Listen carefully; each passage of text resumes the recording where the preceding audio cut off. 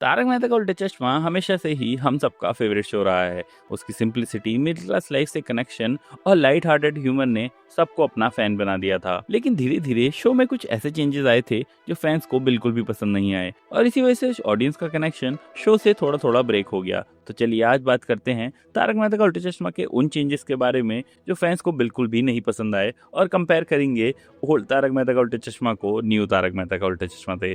शुरुआत करते हैं शो की बैकबोन से, यानी उसके बैकग्राउंड म्यूजिक से। अगर आपको याद हो तो पहले के तारक मेहता का उल्टा चश्मा के एपिसोड्स में हर कैरेक्टर और हर सिचुएशन के लिए एक अलग बैकग्राउंड ट्रैक होता था।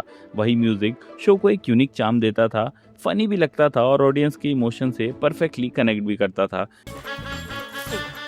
सावकाश।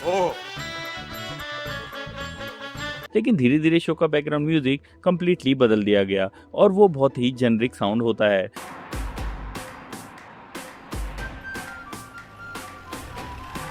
आज भी जब कोई पुराना फैन नए एपिसोड देखने की कोशिश करता है तो उसे वो पुराना कनेक्शन फील ही नहीं होता, क्योंकि वो आइकॉनिक बैकग्राउंड म्यूजिक की टोन्स अभी भी मिसिंग है।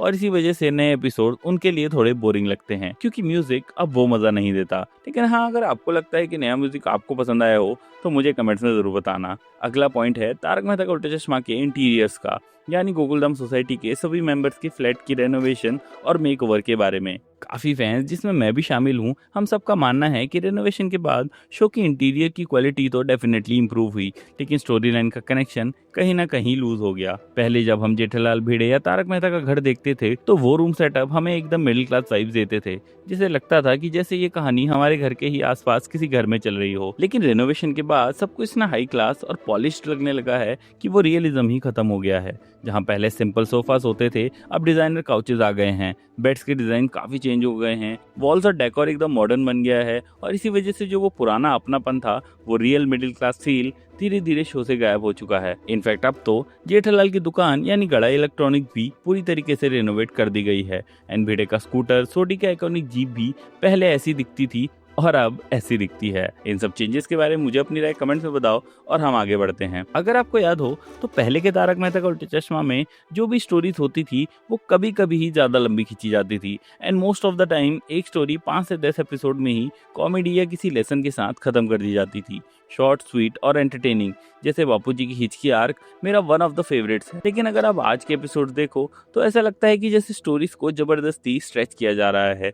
जो ट्रैक पहले एक वीक में रैप अप हो जाता था वो अब 6 से 7 हफ्तों तक खींच दिया जाता है, और ये क्लियरली दिखाता है कि शो में अब क्रिएटिविटी की कमी होने लगी है। साथ ही साथ ये भी समझ आता है कि राइटर के बदलने से कितना बड़ा इम्पैक्ट पड़ा है। स्टोरी लाइन की पेस, ह्यूमर और कनेक्शन सब कुछ बदल गया है। इसके अलावा एक और बड़ा चेंज हमें देखने को मिला है तो वो है डेली सोप जैसे ग्राफिक्स और सीन्स का यूज। अगर आप रीसेंट एपिसोड देखोगे तो आप नोटिस करोगे कि अब तारक मेहता का उल्टा चश्मा में भी वैसे ही over dramatic graphic, background music और इलॉजिकल सीन दिखाए जा रहे हैं, जैसे कभी किसी सास बहू सीरियल में होते थे। कभी बेकार के ड्रम साउंड्स, कभी स्लो मोशन रिएक्शन और कभी ऐसे सीक्वेंस जिनकी शो में बिल्कुल जरूरत ही नहीं थी। ये सब चीजें पहले के तारक मेहता का उल्टा चश्मा में कभी भी नहीं होती थी। इनफैक्ट पहले के एपिसोड्स में तो शो ने खुद ही डेली सोप्स का मजाक उड़ाया था और वही उनकी यूनिकनेस थी। लेकिन अब लगता है कि शो खुद ही उसी ट्रैक पर चला गया है जहां हमें इमोशनल करने की कोशिश ज्यादा और हंसाने की कोशिश कम दिखाई देती है। मैं ये जरूर कहूंगा कि लेटली कुछ एपिसोड्स में थोड़ा इंप्रूवमेंट दिखा है, लेकिन सच कहें तो तारक मेहता का उल्टा चश्मा का डेली सोपिफिकेशन ऑफिशियली हो चुका है। इसके अलावा अगर आप ध्यान दो तो शो में काफी सारे कैरेक्टर्स को टोन डाउन किया गया है, जैसे भागा, अब्दुल और नट्टू काका जैसे कैरेक्टर्स जो पहले शो की जान होते थे, अब उनका चार्म उतना नहीं रहा और काफी खत्म सा लगता है। अगर आपको याद हो तो पहले अब्दुल कितना ओजी कैरेक्टर हुआ करता था। वो बैकग्राउंड से अजीब अजीब आवाजें निकालता था, बहुत लोगों को फनी टॉन्ट्स मारता था और सबको हंसा भी देता था बिना किसी एफर्ट्स के।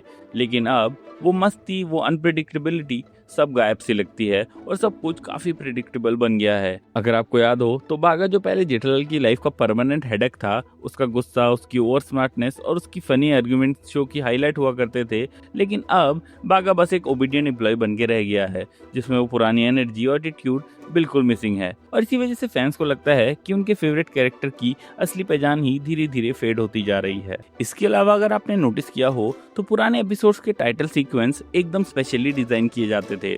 वो उस टाइम की स्टोरी लाइन के अकॉर्डिंग कस्टमाइज होते थे। जैसे अगर जेठालाल और सोसाइटी के मेंबर्स कच्छ घूमने जा रहे हैं तो टाइटल सीक्वेंस में भी हमें कच्छ का डेजर्ट और उनके सीन्स दिखाए जाते थे। अगर जीपीएल चल रहा है तो जीपीएल का पोस्टर हमें दिखाई देता था। मतलब एकदम क्रिएटिव टच था हर फेज में। लेकिन अगर अब आप नोटिस करो तो टाइटल सीक्वेंस में कोई मेजर चेंज दिखाई ही नहीं देता।